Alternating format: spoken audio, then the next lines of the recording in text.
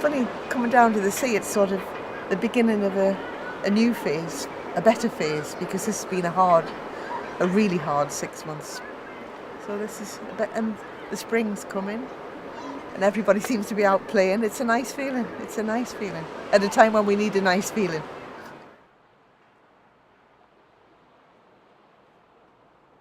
I came today to see the solar eclipse. Yeah, I decided to walk into town, and I thought the pier would be the best place to maybe experience it. Well, we're here in Bournemouth for 2 days. Well, we came on Friday, we're going away on Sunday. And we came here yesterday and we've come here again today because we like walking on piers. We used to live in Brighton, actually. We lived in Brighton for quite a few years. And so walking on piers is something we like doing, isn't it? Yeah. Well, to tell you the truth, it's my pastime, fishing. I love fishing. It's always been in my father was a good fisherman, and since I was a boy in Scotland, I always went fishing with my father. And of course, when I came down here, when I got married, and I came down here and my wife died, and I've been living with my daughter ever since. Well, we just looked at the weather forecast and it looked as if it was going to be fine for a few days. We're both retired now. So we just came down from Coventry and we just booked into a hotel for a couple of nights. And here we are, just wandering and wasting the day by the sea, because Coventry's a long way from the sea. So we don't see the sea very often. And I have seen a lunar eclipse, which is fabulous. And I saw that in Spain when I lived in Spain, and that is amazing. And that lasted a few hours, and it looked like you could touch the moon. It looked like it was about 5 miles away, and it was hanging pendulous in the sky. That was an amazing experience. My ex and I, we moved out there to live in the sunshine. Basically. We're in our early 30s, childless. We've been together a few years and we thought, sod it, and we sold up and went to live there. And I lived in the Canary Islands for 16 years. I was with him for 24 years and then we split after 24 years, yeah. It's a tough time. It was an abusive relationship. And I isn't told I was the one being abused. And I finally came to my senses and left.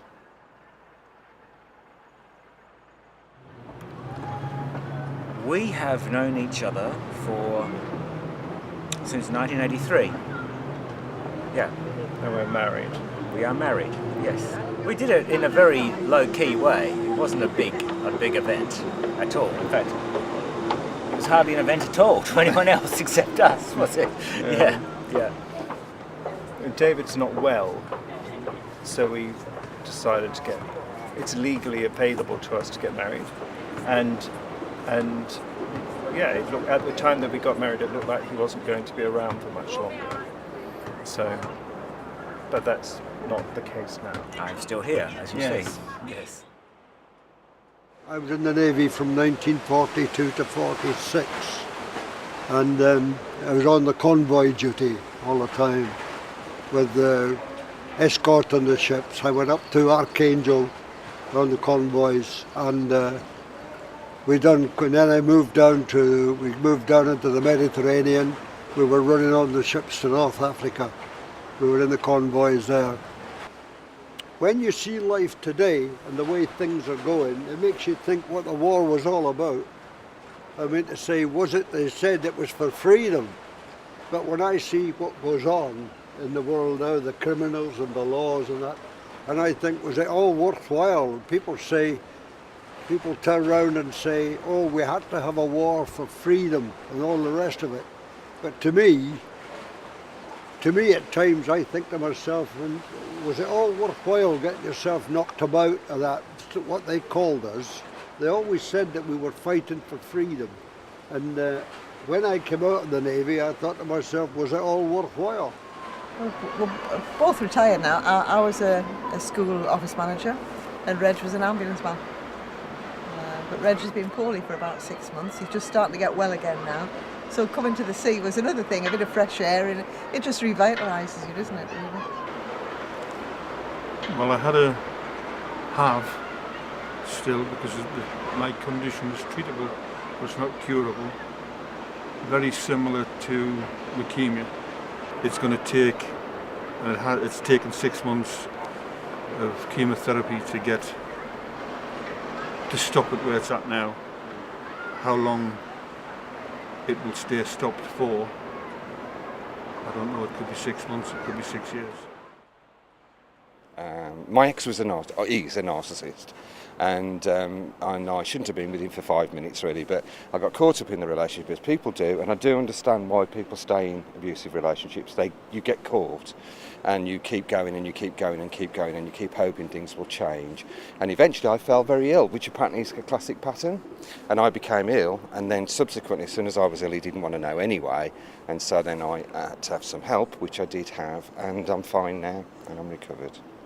There I was at the age of 50, and I didn't want to be on my own. That isn't what I'd hoped and planned for, and I was in a bad way. But I had some professional support, and I'm absolutely fine now. Very grateful to this guy, my therapist, who helped me survive.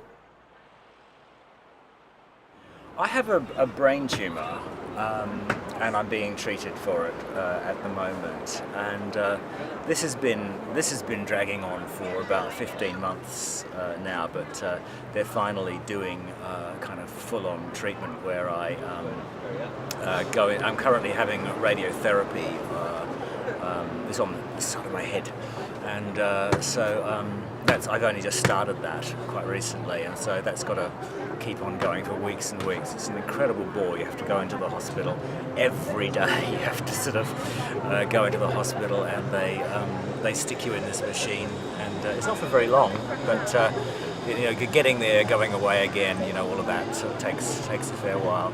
It won't be cured. It won't be cured because what I have actually can't be cured, but it will, with any luck, keep me around for quite a bit longer than I would have been otherwise.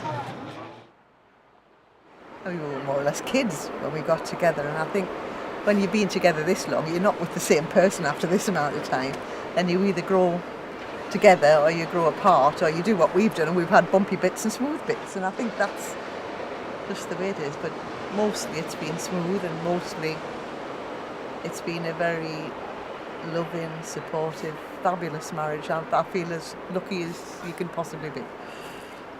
I still imagine the missus, I'm saying, I look at her now and I see a different person to the person that we started going out together with.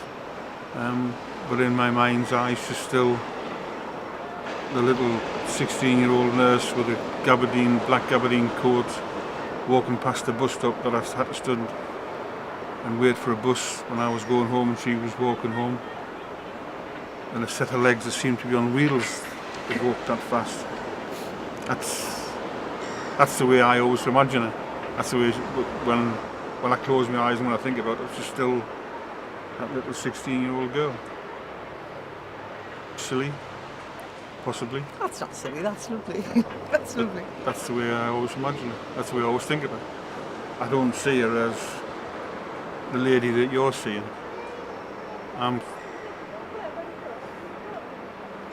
It's an old romantic, isn't it? I'm seeing a 16-year-old. Sorry.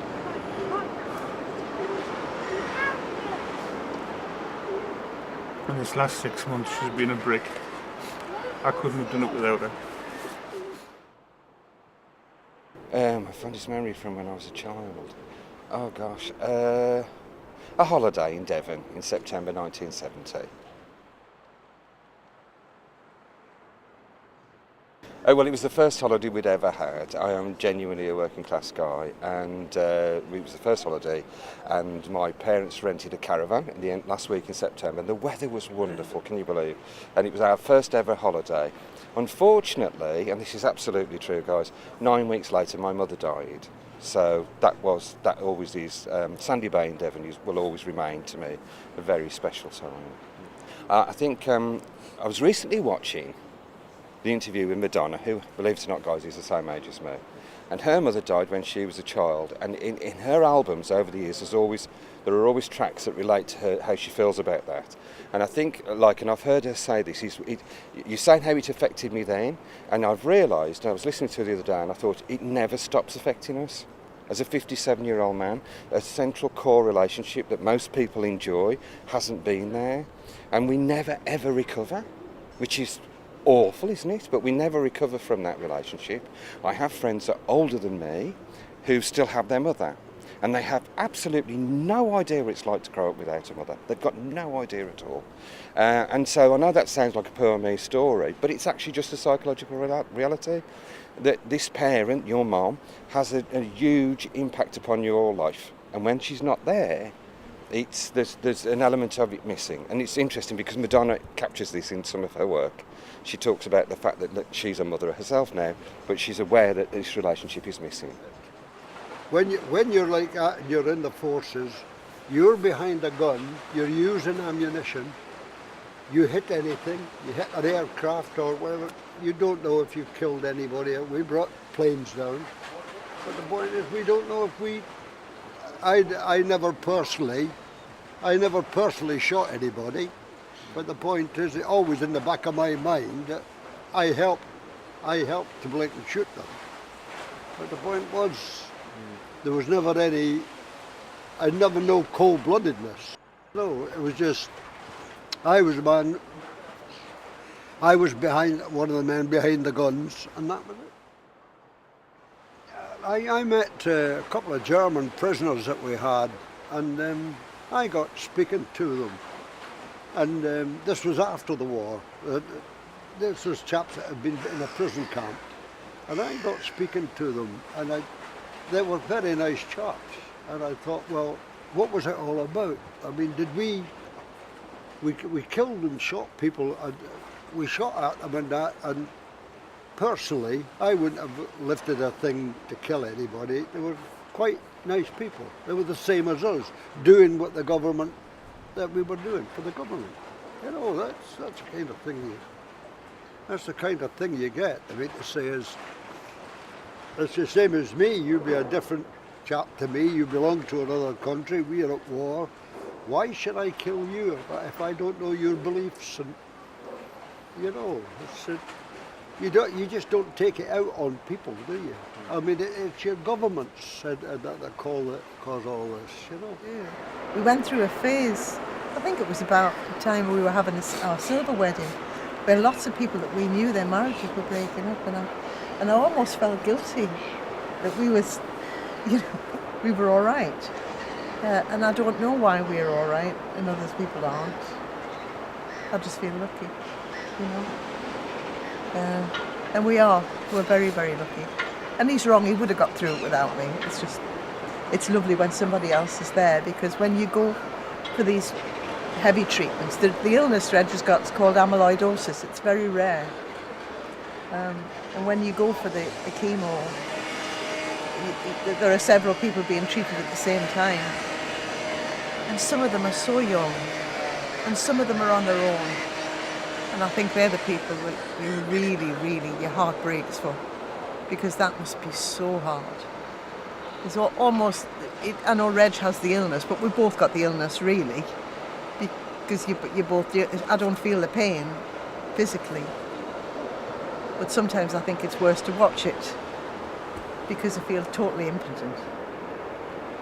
And I do, when Reg was first diagnosed, we sort of figured it out, how long it would be before the chemo was finished and we could start seeing things going up.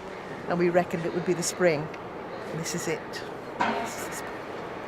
We both have this strong affection for the sea. We like the sea, and we like anywhere where there's water. We can go and sit next to a river for hours and just water literally floating past. People watching the water. Watching the swans, watching the ducks, watching the seagulls, the pigeons, watching people. There's nothing particularly there to look at other than your dog. There was a school your trip jogger. there before. I was watching the children play. People about the place. There's more workmen than there are holiday makers. Yeah, there are.